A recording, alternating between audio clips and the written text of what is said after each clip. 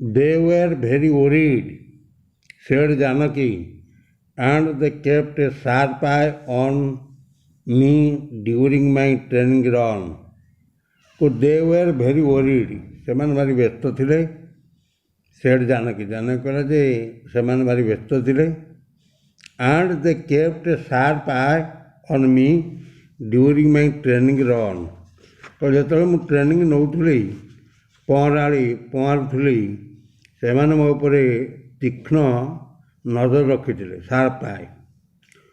I trained for about 3 weeks under the famous channel coach. I trained for about 3 weeks.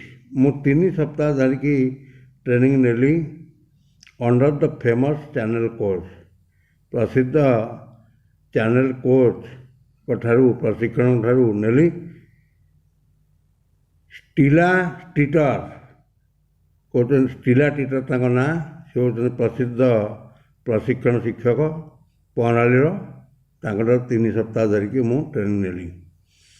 But when I told them, କିନ୍ତୁ ମୁଁ ଯେତେବେଳେ କହିଲି ତାଙ୍କୁ I wanted to make a sole attempt, ମୁଁ ନିଜେ ଏକୁଟିଆ ପହଁରିବି ବା ଆଟେମ୍ପ୍ଟ ନେବି, they said, ସେମାନେ କହିଲେ they did not have a special boat, କହିଲେ ଆମ ପାଖରେ ସ୍ପେଶାଲ ସ୍ୱତନ୍ତ୍ର ଡଙ୍ଗା ନାହିଁ to accompany me, ମୋତେ ଯୋଗାଇ ଦେବା ପାଇଁ ତାଙ୍କ ପାଖରେ ସ୍ୱତନ୍ତ୍ର ଡଙ୍ଗା ନଥିଲା ବୋଲି ସେମାନେ କହିଲେ।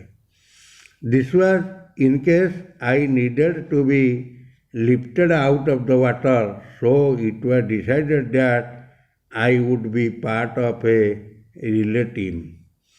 This was in case I needed to be lifted out of the water. ଧର ପହଁରୁ କେତେବେଳେ ମୁଁ ବୁଡ଼ିଯିବି, ତେଣୁ ମୋ କରେ ଗୋଟେ ଡଙ୍ଗା ଚାଲିଥାନ୍ତା। ତେଣୁ ତାଙ୍କ ପାଖରେ ଡଙ୍ଗାଟା ନଥିଲା, ମୋତେ ପହଁରୁ ବୁଡ଼ିଗଲା ବେଳେ ସେ ଉଠେଇ ଆଣିଥାନ୍ତା। ତେଣୁ ଯେହେତୁ ତାଙ୍କ ପାଖରେ ଡଙ୍ଗା ନଥିଲା, ଲାଷ୍ଟରେ ସିଦ୍ଧାନ୍ତ କରାଗଲା ଯେ I would be part of a relay team. ମୁଁ ଗୋଟେ ଦଳଗତ ସମଷ୍ଟିଗତ ପ୍ରଣାଳୀମାନଙ୍କ ସାଙ୍ଗରେ ଦୌଡ଼ିବି ନା ପହଁରିବି। The channel swim can be done in 2 ways. କହିଲା ଏଇ ଯେଉଁ ପ୍ରଣାଳୀ ପହଁରିବାର ପ୍ରଣାଳୀ 2ଟା ଉପାୟରେ ହୁଏ। One is the sole, ଏକୁଟିଆ and the other the relay swim. ଅଦରଟା ହେଉଛି ଯେ ଦଳଗତ ପହଁରିବା। 6 swimmers from a team, ଗୋଟେ ଟିମ୍ରେ 6 ଜଣ ପହଁରନ୍ତି and they each do a minimum of 2 hours of swimming. ଗୋଟେ ଦଳରେ 6 ଜଣ ଏକକାଳୀନ ପହଁରନ୍ତି। କେତେ ଘଣ୍ଟା ପାଇଁ ନା ମିନିମମ୍ଟା ହେଉଛି 2 ଘଣ୍ଟା ପହଁରିବାକୁ ପଡ଼େ। Now the other swimmers in a team, ବର୍ତ୍ତମାନ ଅଲଗା ସ୍ୱିମର ମାନେ ଟିମ୍ରେ ଥାଆନ୍ତି। Mostly Americans were amazed to see that Janaki could swim and to honor her. କହୁଛି ଆମ ଯେଉଁ ଦଳରେ ଥିଲେ ତାଙ୍କ ଭିତରେ ଆମେରିକାର ପହଁରାଳୀମାନେ ଥିଲେ।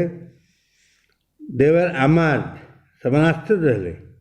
କାହିଁକି ନା Janaki could swim and to honor her, they named the relay team. ତାଙ୍କ ସାଙ୍ଗରେ ଯେଉଁ ଜାନକୀ ଯେଉଁ ଟିମ୍ରେ ପହଁରୁଥିଲା, ତା ଜାନକୀର ସମ୍ମାନାର୍ଥେ, ଯେହେତୁ ସେ ହ୍ୟାଣ୍ଡିକ୍ୟାପ୍ଡ ମାନେ ବିକଳାଙ୍ଗ ବା ଭିନ୍ନକ୍ଷମ, ତେଣୁ ସେଇ ଟିମ୍ର ନାଁ ଦିଆହେଲା ଜାନକୀ ସମ୍ମାନାର୍ଥେ କ'ଣ ନା ଜାନକୀ ମ୍ୟାରିଟାଇମ୍ ଏକ୍ସପ୍ରେସ୍। ସେଟା ଦିଆହେଲା ଜାନକୀଙ୍କର ସାମୁଦ୍ରିକ ବେଗଗାମୀ ଯାତ୍ରା, ତାର ନାଁ ଦିଆହେଲା। Needless to say, ମାନେ କହିବା କଥା ନୁହେଁ, every member of the team other than Janaki was physically normal except Janaki ବ୍ୟତୀତ ଅନ୍ୟ ସମସ୍ତେ ଟିମ୍ରେ ଯେତେ ପହଁରୁଥିଲେ ସମସ୍ତେ ଶାରୀରିକ ଭାବରେ ସ୍ୱାଭାବିକ ଥିଲେ। The Onku attempt was made on 28 July 1992.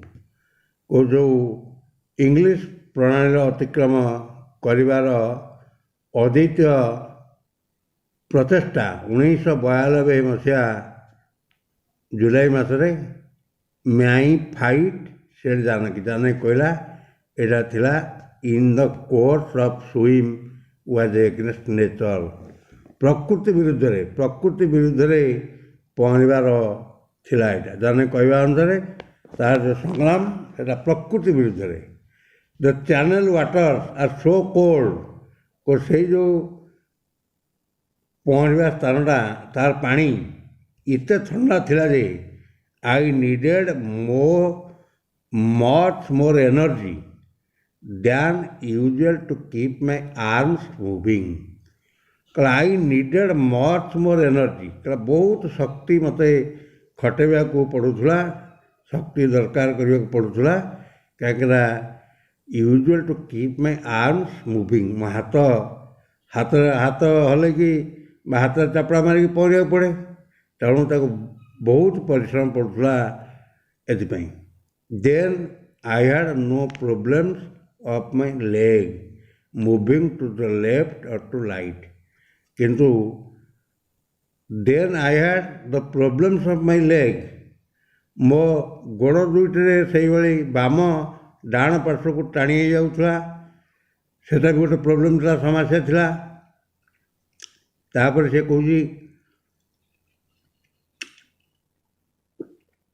The water was very salty पानी बहुत लुणिया थिला and when it entered my mouth मो पाटे जो पशि जाऊला आई फील सिक मो निजको निजे भारी असुस्थ बोध करुली and then there were the seaweeds and jellyfish ता भीतर मध्य बहुत सामुद्रिक उद्भिद थिला दल थिला ता मध्य जेली माछर भय भी थिला आउ कौन कहला this fish kept sticking to my body and I felt very uncomfortable बेले बेले से जेली माछ मो देह को जोक भाया फोड़ी पकाउले एवं सन्तुलन मत बहुत असहज मन होता हाउएवर डेस्पाइट दिस प्रॉब्लम जहाँ एते समस्या सत्ते Janaki successfully did here share of the rally Janaki success कला कृतकार्य है did the share of his rally तार जो रिले टीम रिले दल सी सफलतार सहित शेष कला तापर कहूँ सी स्वाम फॉर अबाउट 2 आवर्स 2 घंटा धरिकी एककालीन पहरिला and help the relay team cross the 36 channel in 40 hours and 45 minutes 2 घंटा धरिकी सन्तरण कला रिले टीम रे सन्तरणकारी दल को 14 घंटा 45 मिनिट्रे 36 किमी सन्तरण करी पार हबार साहाय्य करथिला Janaki's parents mister Nagappa and mistress Indiramma had anxiously stood on Dover beach जानकीर बापा माँ श्रीजुक्त नागपा श्रीमती इंदिरामा सन्तरणकारी दल प्रचेषा किभଳି शेष हेब सेथिपाई उद्विग्न व्याकुलता सहित डोभर बीच पर ठिया होई रही we could not eat a single morsel आम मैंने खाद्यर टुकड़ाटे खाई नथिलु सेड मिस्टर नागपा कथा कहले how could we when our daughter was doing something so dangerous Nagappa कहते आम कुकुड़ा दाना खाइला बेला खाद्य खाई न कहीं कहले कथा आम किभଳି खाई पारिथां जेहेतु झील विपज्जनक कार्य करुला से कथा कहते for us old people it was really very agonising प्रकृत में कौटे फॉर अस ओल्ड पीपुल किंतु सेमानक झीर जो गौरव for us old people, it was really very agonizing ଯେ ପ୍ରକୃତରେ ସେ କହୁଛନ୍ତି ଆମେ ମାନସିକ ସ୍ତରରେ ଭାରି ବିବ୍ରତ ଥିଲୁ। କିଏ କହୁଛନ୍ତି? ତା ବାପା କହୁଛନ୍ତି। But the daughter did triumph and became the first handicapped swimmer to part swim of English Channel. କିନ୍ତୁ ତାଙ୍କ ଯେ ଜାନକୀ ଗୌରବର ସହିତ ବିଜୟ ମଣ୍ଡିତ ଲାଭ କରିଥିଲା ଇଂଲିଶ ପ୍ରଣାଳୀ ଅତିକ୍ରମ କରିବାରେ ପ୍ରଥମ ବିକଳାଙ୍ଗ ବା ଶାରୀରିକ ଅକ୍ରମଣ ମହିଳା ଥିଲା। After her success, Janaki said, ନିଜର ସଫଳତା ପରେ ଜାନକୀ କହିଲା, although I wanted to swim sole, ଯଦିଓ ମୁଁ ଏକୁଟିଆ ପହଁରିବାକୁ ଚାହୁଁଥିଲି, I am nevertheless happy। କହିଲା ମୁଁ ତଥାପି ମୁଁ ଆନନ୍ଦିତ ଯେ I was part of relay team that helped me fulfill my dream of swimming the English Channel। ତଥାପି ମୁଁ ଆନନ୍ଦିତ କାହିଁକି ନା ଇଂଲିଶ ପ୍ରଣାଳୀ ଅତିକ୍ରମ କରିବାରେ ମୋର ସ୍ୱପ୍ନକୁ ମୁଁ ସାକାର କରିପାରିଛି। ମୁଁ ସନ୍ତରଣକାରୀ ଦଳର ଏକ ଅଂଶ ହୋଇପାରିଥିଲି ବୋଲି ସେ ନିଜ ସ୍ୱପ୍ନ ସାକାର ହୋଇଥିଲା, ସେଥିପାଇଁ ସେ ଗର୍ବିତ।